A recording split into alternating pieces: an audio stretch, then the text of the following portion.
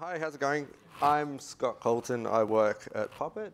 I work in our cloud native arm, which you might not have heard much about. And I predominantly focus on Golang applications, gRPC, and Kubernetes, also Containerd. So this talk's going to be like a black belt talk around containers and container runtimes, and a little bit different to what the average Puppet talks about. The problem in this talk, what we're going to solve is this time last year, I released a tool called Cream. It stands for Kubernetes Rules Everything Around Me. It was a shim of Vagrant boxes that ran the Kubernetes module, the Puppet Kubernetes module, and spun up a cluster locally. My VP of engineering at the time said to me, if you could do anything, we need a Kubernetes platform, and we need to install Kubernetes and run it the most secure way we can.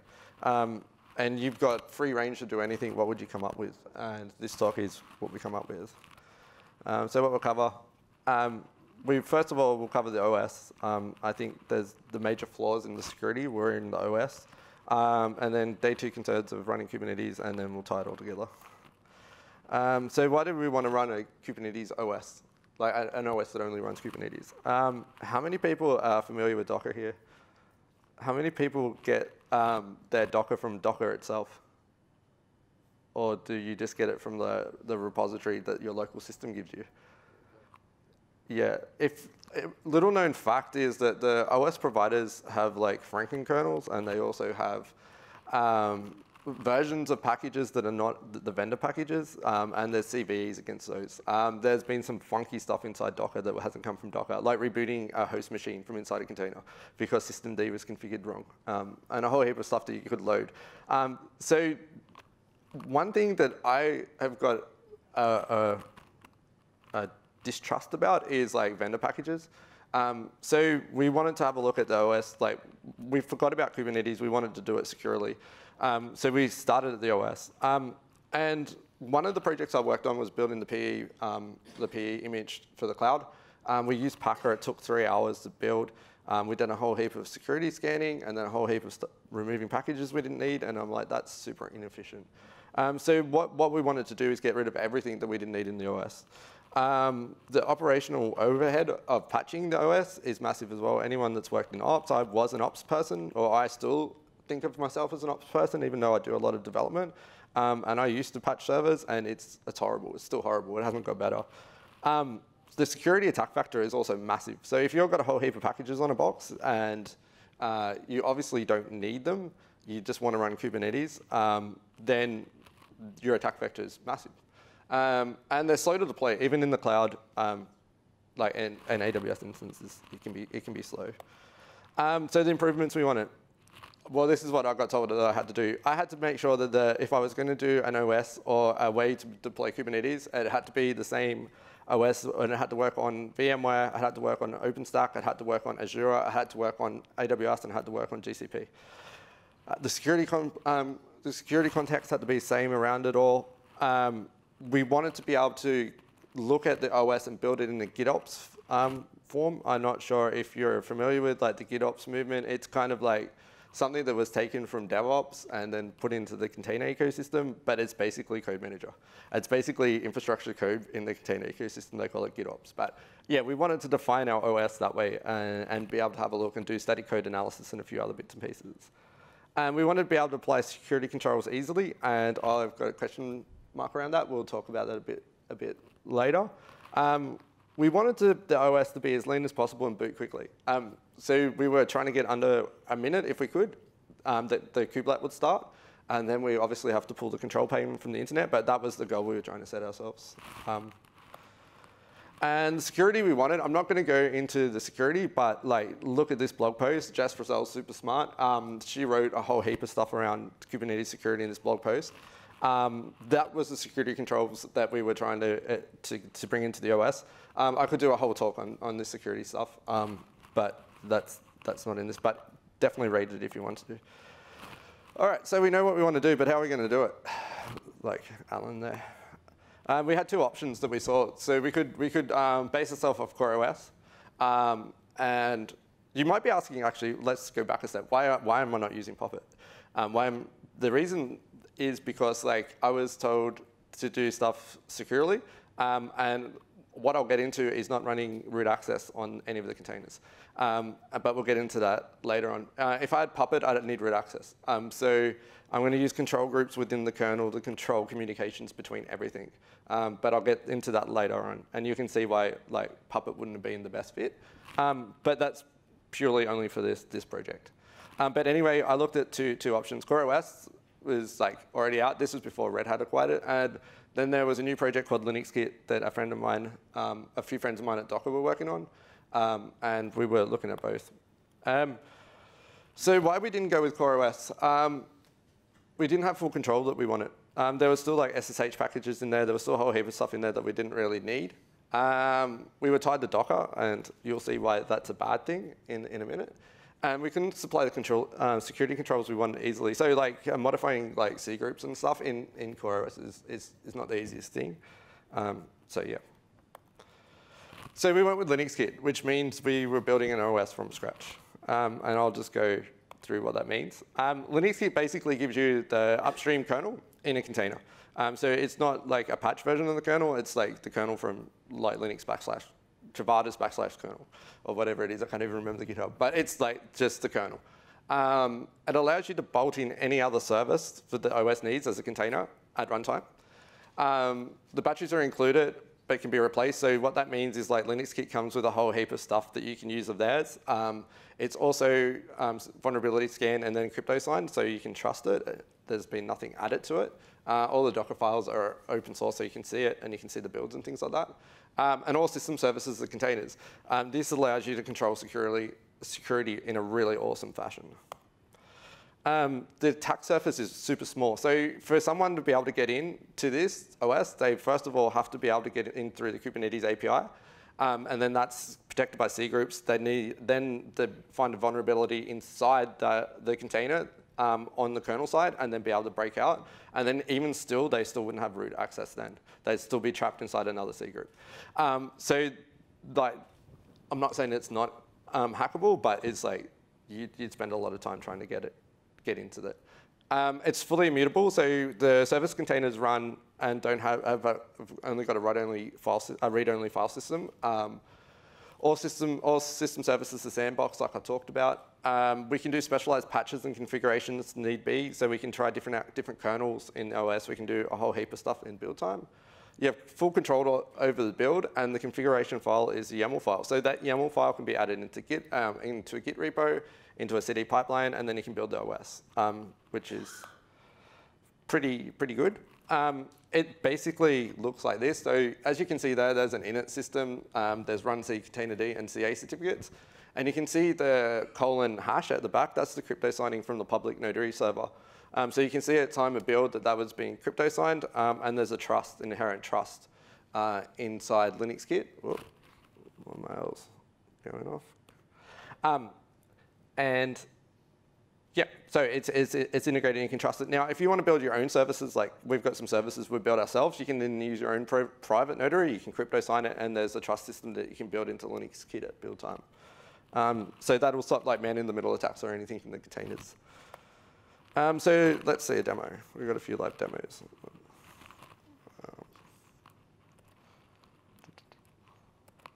OK, cool. So I've just got one here, and it's just Docker, and I'm just going to build it.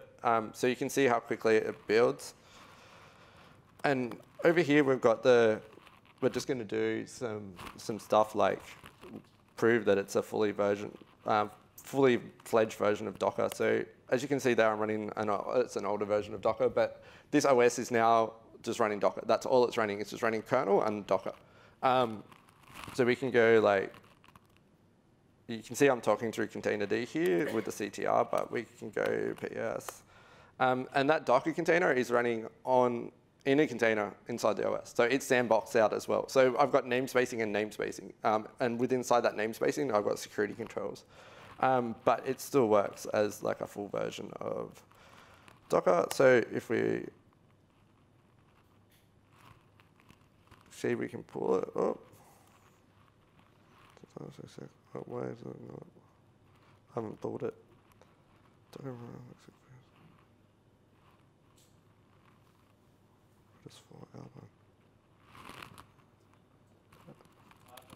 Fine, yeah. Did I just do the same? I'll just do.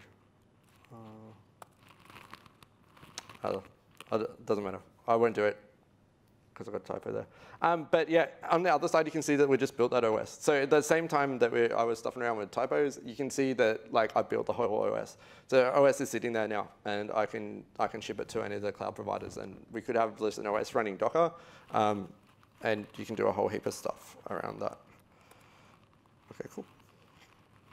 So yeah, so did you kind of get that? There's an OS, there's just a kernel, then there's another container next to that, and that's running Docker. And then you've got namespaces protecting across all that, and C groups and whatnot. Okay, cool. So what about day 2 of the cluster? So like, imagine now that like I just showed that demo with Docker, but imagine that was kubelet. I just wanted to show Docker because it was easier conceptually to show. But imagine that that's kubelet, and we'll get to kubelet in a minute. What we would have had is a single Kubernetes node. It runs on top of Docker, and the OS can be now is defined in a YAML file, and it's about 1 gig in size. And we can put that in the CD pipeline and everything. So we're pretty much finished, and that's the end of the talk. So that was pretty easy, right? No, we forgot about a whole heap of stuff. So we tried to add another node to the cluster, and we couldn't. There was no interface for us to actually add nodes. Like we were so focused on like the attack vector and the small OS and the quick boot time, we were like, oh cool, we've got Kubernetes working. Now we should add worker nodes. And we looked at each other like, oh, how do we do that? So yeah, that's not good. How do we do updates? So like we've got the OS now, but how do we split out like data that we need to keep in updates? So like how do we make like a writable file system that's the only part that's writable? So like customer applications could live on there, and then we could update the image around it. And how can we make customers' data persistent in the upgrade process? So that's a few fundamental things if you're running a cluster that you might want to do. So the problem we had, we needed to orchestrate the orchestrator. So we needed an interface into kubelet container to check the cluster state. It needed to be a bidirectional stream. So we needed some way to interface with kubelet across the nodes. There's actually some interesting conversation going into InSig API about this. We actually built this before we saw that, and that Google's got another way of doing that, and we're actually like talking to them about like integrating both together. So yeah, but yeah, it needs to be bidirectional stream. So like we needed a streaming interface. gRPC made perfect sense there. We needed to access an external interface to pass cluster configuration. So like a user would want to name the cluster. They need to get back to kube, the admin conf and stuff like that so they can connect to it. So we need to be able to access it. So we had a couple of options, right? And this sounds really crazy, but we could, because we had Docker, we could actually use Swarm to bootstrap Kubernetes. And you go, whoa, wait a second, that sounds really weird. That actually happens in Docker's enterprise version of when you use Kubernetes. So Swarm actually is the underlying Raft consensus that then orchestrates the orchestrator, and once that's done, then it gets passed to Kubernetes. So we could do that. Not quite sure if that was the road we wanted to go down there too. We could change the runtime to a low-level application to give us more flexibility. And then we could write our own service to bootstrap the cluster. So what we did is we changed the runtime. So I'm a massive fan of Containerd. If you've seen any of my other talks, I talk a lot about Containerd. It's one of my favorite applications. And like you can do a whole heap of cool things with it. That Docker, you can get, if you build in an application on top of it, that you can get out of Docker without all the fancy API and CLI. And we decided to write our own service to bootstrap the cluster because there, again, we need to do some security stuff, so we wanted to be in control of that.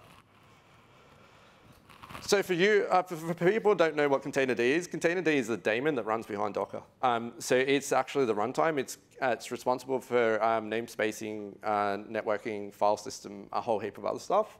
A daemon exposes gRPC API over a Unix socket, but you can then we can tap into that other ways. We'll talk about that later. And there's protobuf specs. So anyone that knows protobuf, it's a Google thing. It's really good. It's like the contract of what stuff does over the gRPC API. It was super easy to integrate with Containerd.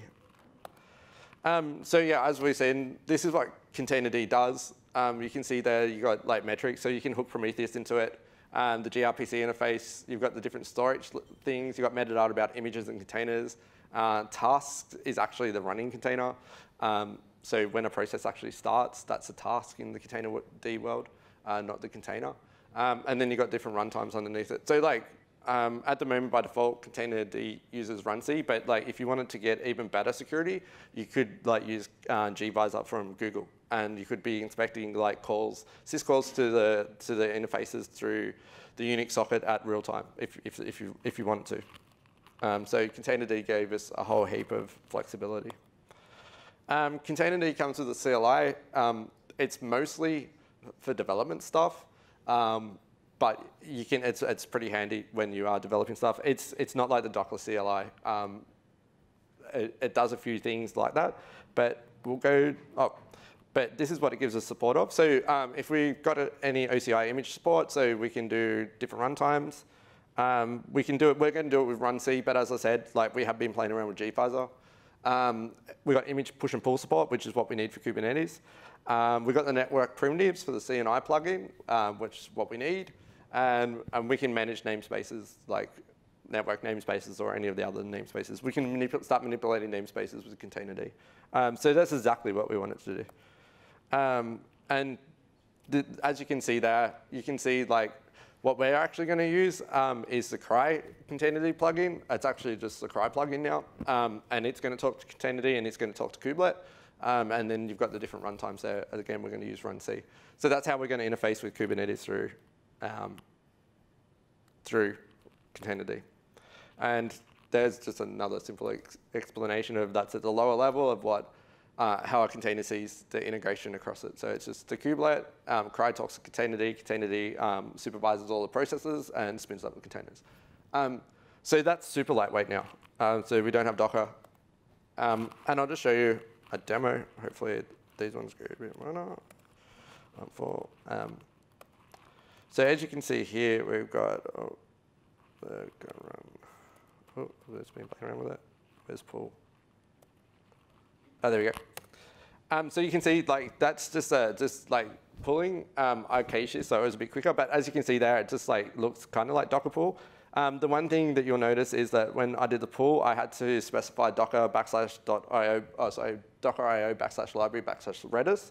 Containerd doesn't assume that the Docker Hub is the registry because it's a runtime for like multiple projects and it's in CNCF, where the Docker engine automatically assumes that you're going to Docker Hub first.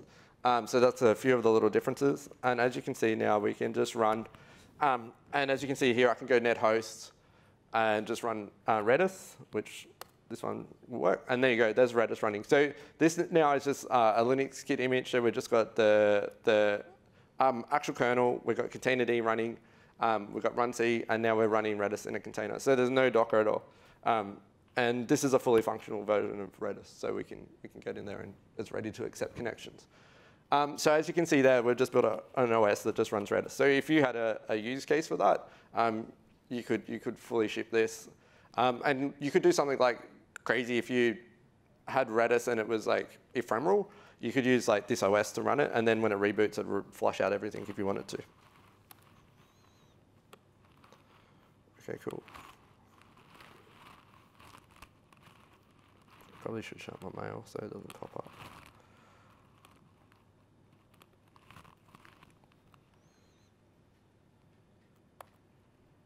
So that's magic, right?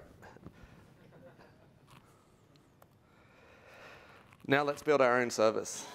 This is this is where the tough bit was. So we needed an interface so like the nodes could talk to each other. And if anyone knows what movie that's from, extra bonus points. So we needed to get Cream version 2. So enter Cream version 2. Basically what Cream version 2 is it's now been ported to Go. It's got a gRPC interface on the, so it's a client server. It talks to the Cream client uses gRPC to talk to the Kubernetes API. It can get admin credentials. It can do a whole heap of stuff. So we needed to be able to build this locally. So here's the architecture of it. So we built this application called Bootstrap. And this at a high level is architecture flow. So the Cream client sits external of the image. It talks to Bootstrap. Bootstrap sets up a gRPC interface. At the moment, I need SSL there, so like I haven't implemented that, but we'll get to that. And it talks to Bootstrap. Bootstrap then is on the same C groups as the kubelet instance, and it can talk via containerd through another gRPC interface on the Unix socket. So those all talk on Unix socket inside the big circle. And Bootstrap then can pass it back. Now, once Bootstrap's passed back all the information back to the Cream client, it actually destroys itself. Because like one of the things that we didn't want to do is keep something up with an admin interface that could talk to it. So it actually works out that it's done its thing. It gets an OK back from the client, and then it just kills itself. It just has an exit status. So now to add more nodes, this is what we come up with. So that was the single node. And that was we were able to admin it. We were able to get it out. It's all working now. We can talk to it externally. And now we can do a join. So the two Bootstrap services talk to each other.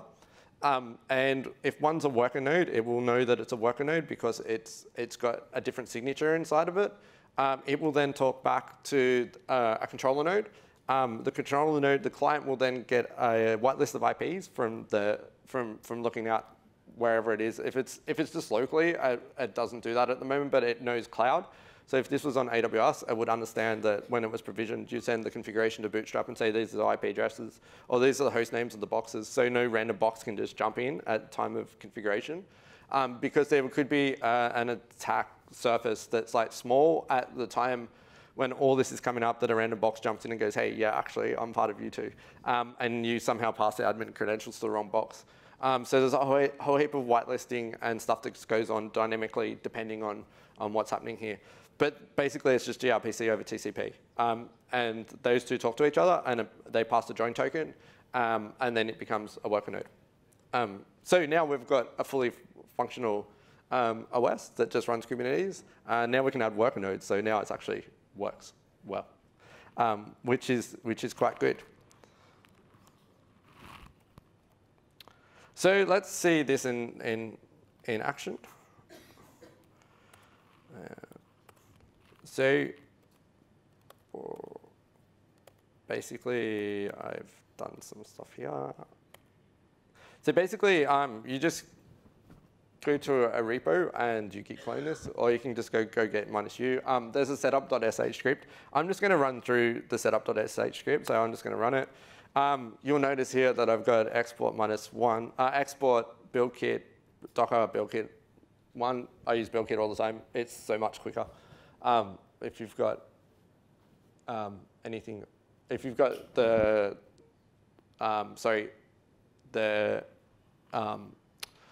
what's it called? Experimental features turned on your daemon.json, then you can use build kit.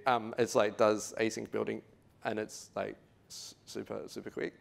So you can see there, basically what we've done is I've just built the new version of the Cream binary. Then basically all I've done is I've done Cream run, CPUs 2, memory, and the Kubernetes port is 6444. That's going to just wait for the OS to boot now, and it's going to tell me it's going along. OK, cool. And at that time, the next line, what it's actually done is it's done a gRPC call from the client to the server, and it's got the admin credentials, and they're at that directory. Possibly what we need to do is write something a bit slicker that like adds that admin.conf to .kube.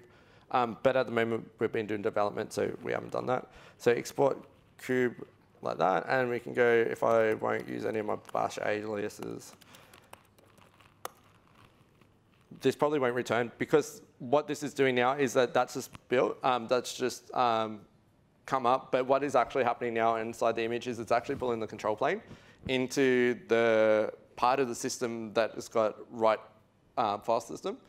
So that's good. So you can see the kube API is actually started because it's returned no resources found. So the control plane's still booting.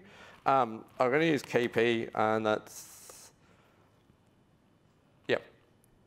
So there you can see that it's the controller manager that's there, and it's a kube system.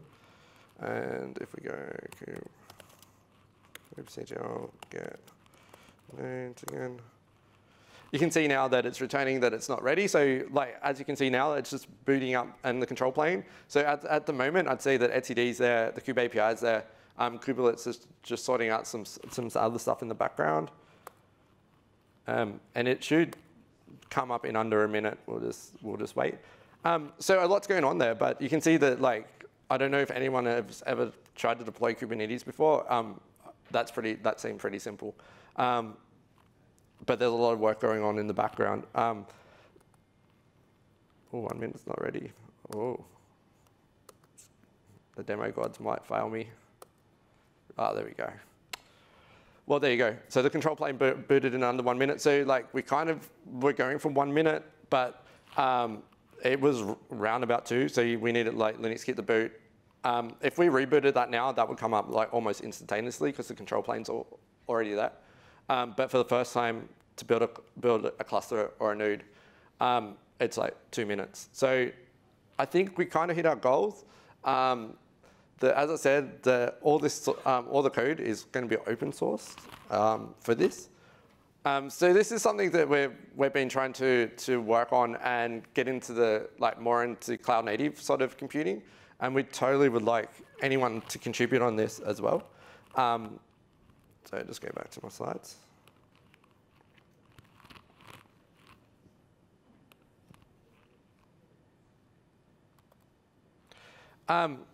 Unfortunately, I was going to talk about how did we do updates in the cloud.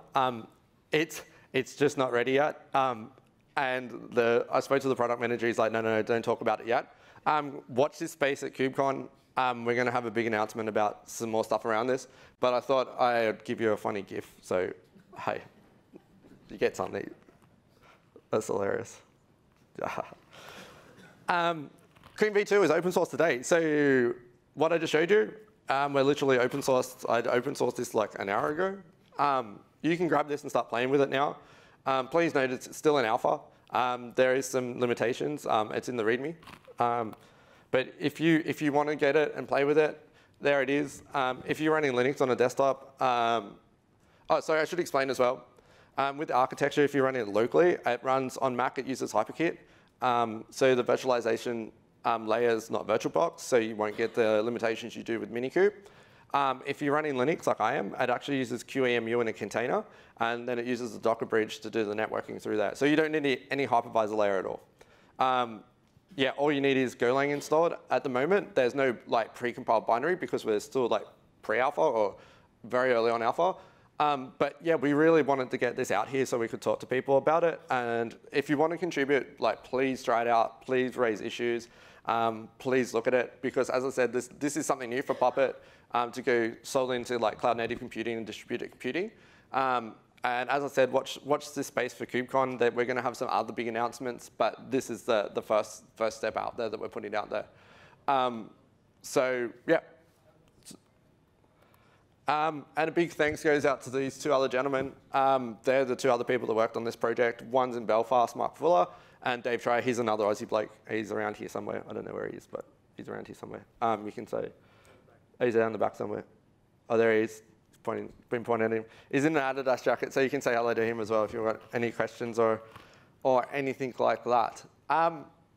That's just about me. I was told I had to finish just on 3:55, and I'm 2 minutes early. But yeah, I'll be on Slack. I'll be around. If you've got any questions around Kubernetes or Docker or anything to do with what we're doing with Puppet, including the modules and stuff, like that all kind of falls under my remit, come and say hello, and more than happy to talk about anything to do with containers and Kubernetes and stuff like that. But yep, thank you very much. And